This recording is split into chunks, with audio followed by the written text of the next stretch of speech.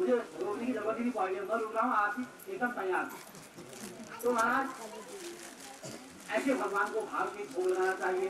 फिर थोड़ी देर में पूछना चाहिए प्रभु आप और कुछ लोगे, तब उसके बाद थाली खा के लेंगे, रसोई में भी खाना है। अब यहाँ इन्होंने भोग लगाया और कहा आप भोजन करिए, और क्या कहा आओ जगन्नाथ भोजन करो। भगवान बाहर वाले कमरे में थे, गंगा चाय जी ने आंख बंद कर रखी है। भगवान ने कहा देखो कितना प्रेमी है, मेरे को खिलाए बिना ये मानेगा नहीं, अब जाता हूँ। आए भगवान और खीर खाने लगे। अब उन्होंने सोचा भोग लगा लिया होगा, आंख खोली तो यशोदा का छोकरा सामने खा रहा था। उनका यशोदा रसोई बराबर हो गई है, ये यहाँ खीर खा रहा है, तू कहाँ है? अब मुझे क्या फायदा हुआ धोती से बांध करके बुला करके, तेरे बालक ने तो आकर के यहाँ खाना। तो उन्होंने कहा मैया आई, मैया ने कहा नहीं मेरी गलती नहीं है, इन्होंने मुझे आवाज दी और बहुत देर तक आवाज देते रहे, मुझे बहुत देर तक आवाज देते रहे और कह रहे थे जल्दी आओ मुझे भूख लगी है। तब मुझे आया और मैंने खाया, खाना बनवाया, फिर दोबारा बना।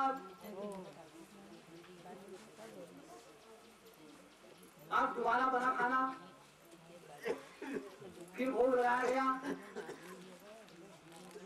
भोग लगाया। फिर उन्होंने क्या कहा हाथ जोड़ा प्रभु भोग लगाओ, फिर वंदना की ओम नमो भगवते वासुदेवाय, ओम नमो भगवते वासुदेवाय, ओम नमो भगवते वासुदेवाय, ओम नमो भगवते वासुदेवाय नमो, ओम नमो भगवते वासुदेवाय नमो, नमो भगवते वासुदेवाय नमो, नमो भगवते वासुदेवाय नमो।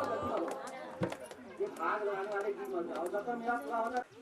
इसी बार भोजन बनने लगा तो भगवान कृष्ण ने क्या कहा भैया मुझे नींद आ रही, मुझे सुला दो।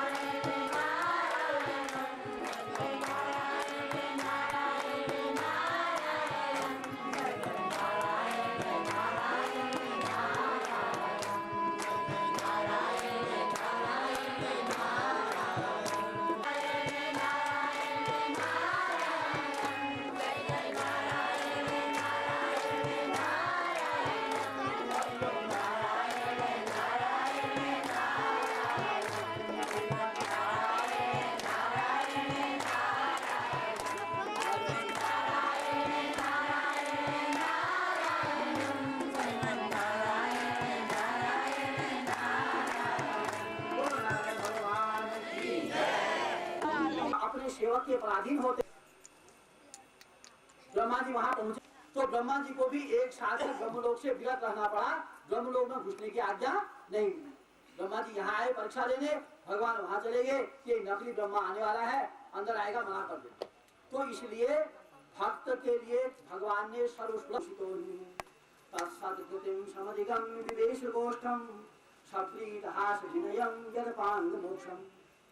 अब शांति ऋषि ने एक दिन यज्ञ का आयोजन किया। अब परमात्मा और ऋषि के आश्रम में यज्ञ चल रहा है और जाकर के कहना कि वो बालकों ने अपने लिए प्रसाद मंगाया है, प्रसाद दे दो। पहुंचे, अब वहां गए तो इन्होंने यज्ञ की प्रधानता को देखते हुए प्रसाद देने से मना कर दिया। इसलिए भगवान ने यहाँ पर कहा है कि मैं केवल भावनाओं के बंधन से ही युक्त हूँ, मैं किसी प्रकार के अन्य बंधन से उनके वश में नहीं आता हूँ।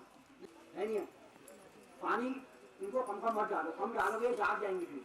जो सो रहा है उसके ऊपर कम से कम एक बाल्टी डालो, क्योंकि वो 3 दिन तक जागता है। बोले वृंदावन बिहारी लाल की। और आज से कभी भी कहीं भागवत में जाएगी तो सोना भूल जाएगी।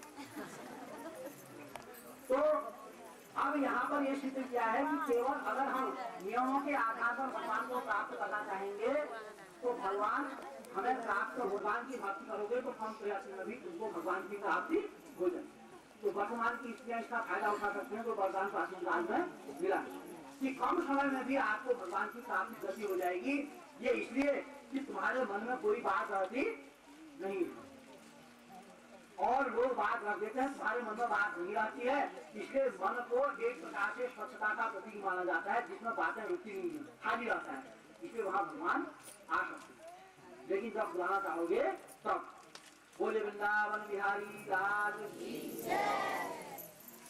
अब इसके बाद काली नाग का वर्णन, तो इसके आसपास जितने भी कलुष हैं, पाप हैं, विष हैं, उनका भगवान हरण करता है। इससे यह सिद्धांत पुष्ट होता है कि जहाँ परमात्मा होते हैं वहाँ किसी प्रकार की कलुषता ज्यादा दिन नहीं रह सकती, किसी प्रकार के पाप अधर्म वहाँ ज्यादा दिन नहीं रहते। जमुना जी के तट पर काली नाग रहता है, एक ब्याज मात्र चाहिए था भगवान को, ब्याज नहीं बहाना। एक दिन उसी यमुना तट पर गेंद खेलने लगे और गेंद जल में गिर जाती है। भगवान स्वयं लेने को दबाते हैं, सारा विश्व उसके मस्तिष्क में इकट्ठा हो जाता है। इसका भाव यह है, उसको परिणति देने का काम यही करता है। इसलिए बुद्धि प्रधान मस्तक को भगवान के चरणों में बंधन करना चाहिए, बुद्धि प्रधान मस्तक को भगवान को चंदन चढ़ा के चंदन लगाना चाहिए, बुद्धि प्रधान मस्तक से माता पिता को प्रणाम करना चाहिए, गुरु का आशीर्वाद लेना चाहिए, संत का आशीर्वाद लेना चाहिए। इससे यह मस्तक जितना झुकेगा उतना इसकी वासनाएं कम होगी, भगवान इसके ऊपर आएंगे। अब काली नाग के ऊपर भगवान ने नृत्य करना शुरू किया। नृत्य में क्या होता है, जो बचा खुचा नृत्य होता है वो भी समाप्त हो जाता है। अब इसका नृत्य क्या है, श्री कृष्ण गोविंद हरे मुरारे नाथ नारायण वासुदेव, नाथ नारायण वासुदेव, नारायण वासुदेव, श्री कृष्ण गोविंद नारायण वासुदेव, नाथ नारायण वासुदेव, नाथ नारायण वासुदेव, नाथ नारायण वासुदेव। यह है श्रवण मंडल। जब भगवान के नामों से प्रेम हो जाता है तो फिर किसी साधन की आवश्यकता नहीं पड़ती। यह है निसाधन साधनता। और साधन वालों को आप देख लीजिए, उनसे नाम जपाई नहीं जाता।